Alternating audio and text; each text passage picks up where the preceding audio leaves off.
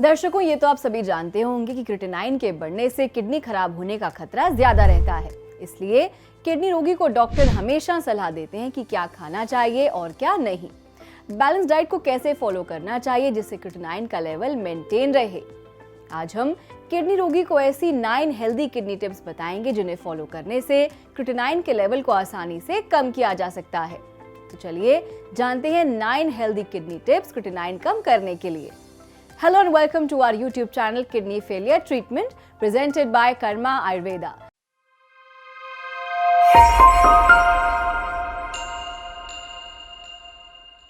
जहां हम आपको देते हैं किडनी से जुड़ी जरूरी जानकारियां। ऐसे ही आज हम आपको बताएंगे 9 हेल्दी किडनी टिप्स क्रिएटिनाइन कम करने की।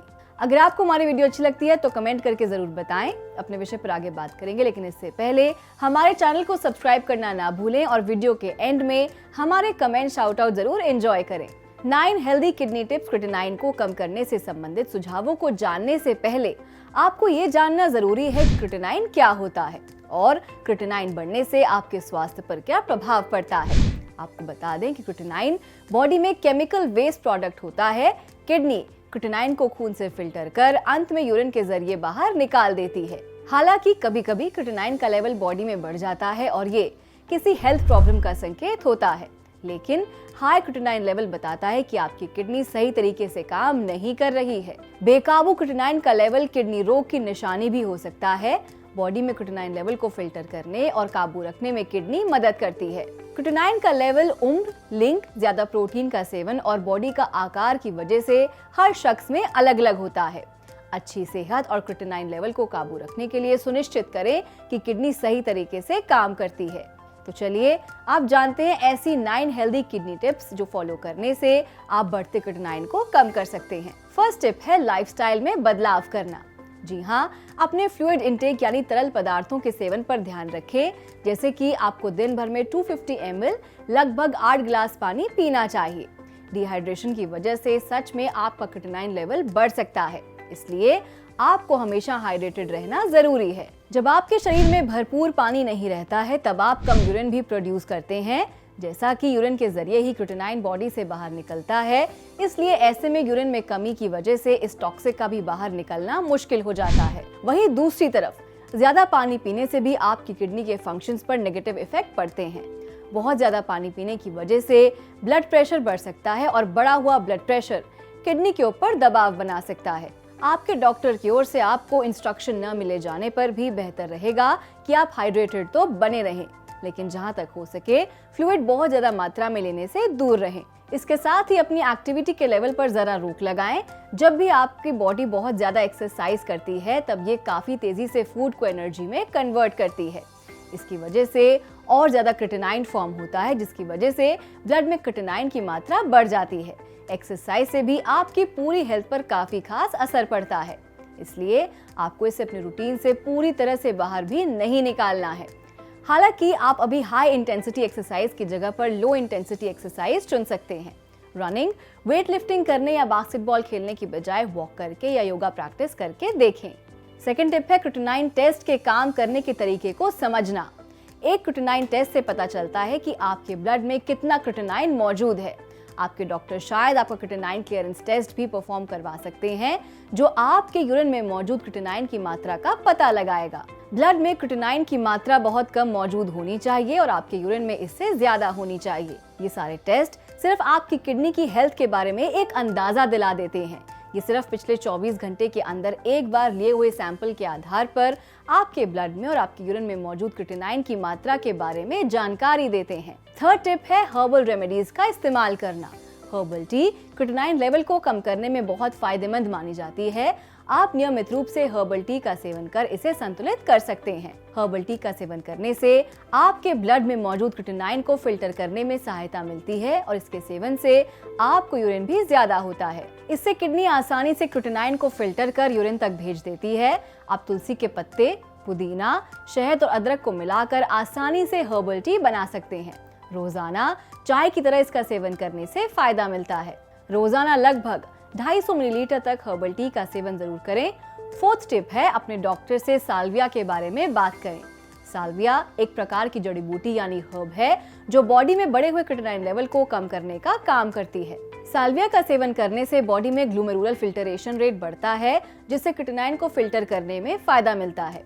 साल्विया में पाया जाने वाला लिथिस्पर्मिन बी बॉडी से क्रिएटिनिन को बाहर निकालने में बहुत फायदेमंद होता है। साल्विया के इस्तेमाल करने के तरीके के बारे में जानकारी पाने के लिए अपने आयुर्वेदिक डॉक्टर के साथ एक मीटिंग फिक्स कर लें।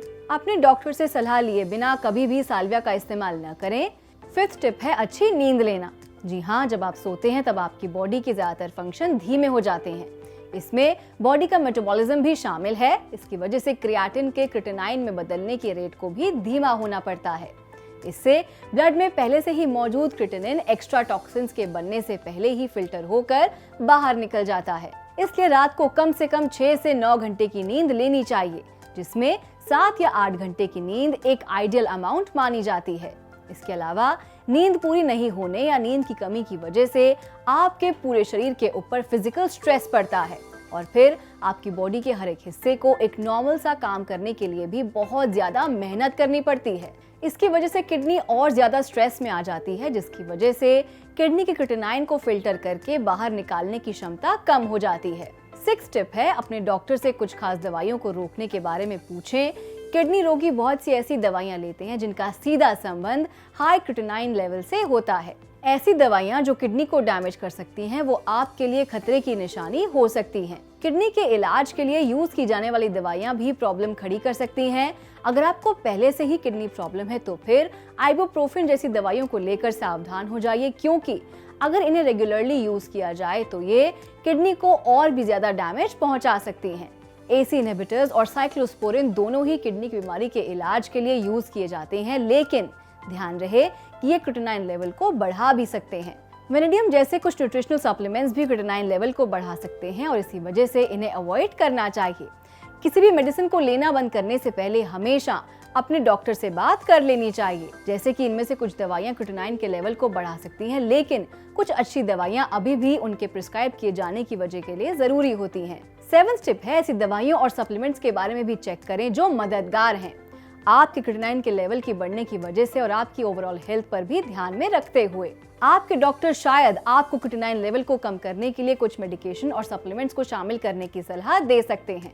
बहुत सी ऐसी दवाइयां जो क्रिएटिनिन लेवल्स को ट्रीट करती हैं, वो इन लेवल्स को बढ़ाने की पीछे की छिपी हुई वजह को भी ट्रीट कर सकती हैं। इसलिए आपके डॉक्टर को आपके लिए जरूरी दवा को तय करने से पहले क्रिएटिनिन लेवल के बढ़ने के पीछे की छुपी हुई वजह को डायग्नोज करने की जरूरत होती है। 8th टिप है डायलिसिस को एक आखिरी ऑप्शन की तरह लेकर चलें। अगर आपकी डाइट में किए हुए बदलाव और दवाइयां आपके क्रिएटिनिन लेवल्स को कम नहीं कर पा रहे हैं, तो डॉक्टर से डायलिसिस के बारे में बात करें। डायलिसिस के 2 टाइप हैं, लेकिन क्रिएटिनिन लेवल्स को कम करने के लिए यूज किए जाने वाले को हेमोडायलिसिस कहते हैं। हेमोडायलिसिस में मशीन के जरिए आपके ब्लड से वेस्ट, फ्लूइड और सॉल्ट को फिल्टर किया जाता है ताकि आपको डैमेज हुई किडनी को इस काम को न करना पड़े। 9th टिप है क्रिएटिन सप्लीमेंट से दूर रहें, क्योंकि क्रिएटिनिन क्रिएटिन का एक वेस्ट प्रोडक्ट होता है। इसलिए क्रिएटिन सप्लीमेंट्स लेने से आपके ब्लड में ज्यादा मात्रा में क्रिएटिनिन जमा होने लगेगा। एक एवरेज इंसान के लिए ये कोई बहुत बड़ी बात नहीं है। अगर आपके परफॉर्मेंस को बेहतर बनाने के लिए न्यूट्रिशनल सप्लीमेंट्स लेने वाले एक एथलीट या बॉडी बिल्डर हैं और अगर इन सप्लीमेंट्स में क्रिएटिनिन मौजूद है तो आपको ये छोड़ना पड़ेगा। अब आप समझ ही गए होंगे कि 9 समर टिप्स को फॉलो करके आप क्रिएटिनिन को कंट्रोल कर सकते हैं, जिससे आप किडनी फेलियर जैसी समस्या से खुद को सुरक्षित रख सकते हैं। आप क्रिएटिनिन को कम करने के लिए आयुर्वेदिक उपचार भी ले सकते हैं, क्योंकि आयुर्वेदिक उपचार से किडनी को कोई साइड इफेक्ट का खतरा नहीं होता। आयुर्वेदिक औषधियों के साथ बैलेंस डाइट में फलों को लेने से आसानी से खून को बढ़ाया जा सकता है। इसलिए आयुर्वेदिक उपचार लेने से किडनी फेलियर खून को बढ़ा सकते हैं। अगर आपकी किडनी में कोई भी समस्या है तो इसको अनदेखा न करें और अगर आप किडनी के लिए इलाज लेना चाहते हैं तो आयुर्वेदिक इलाज सबसे सुरक्षित है। आयुर्वेदिक इलाज में आपकी किडनी को किसी प्रकार का कोई नुकसान नहीं होता।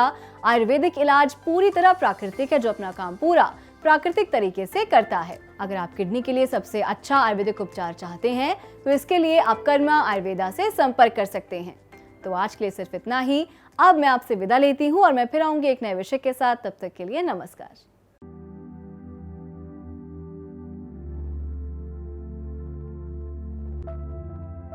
क्या नाम है आपका? नारायण पाड़े। जब आए थे क्या दिक्कत हो रही थी? दिक्कत ये थी, थोड़ा सा वही सांस लेने में थोड़ा तकलीफ होता था और थोड़ा यूरिन में भी थोड़ा प्रॉब्लम आ रहा था, स्लोली हो रहा था, अभी थोड़ा चेंजेस हुआ है और यूरिन में भी चेंजेस हुआ है और बाकी सांस लेने में भी अच्छा फिजिकल फिट हो गया हूँ और अभी बस कोई तकलीफ है ही नहीं, फिजिकल फिट हो गया।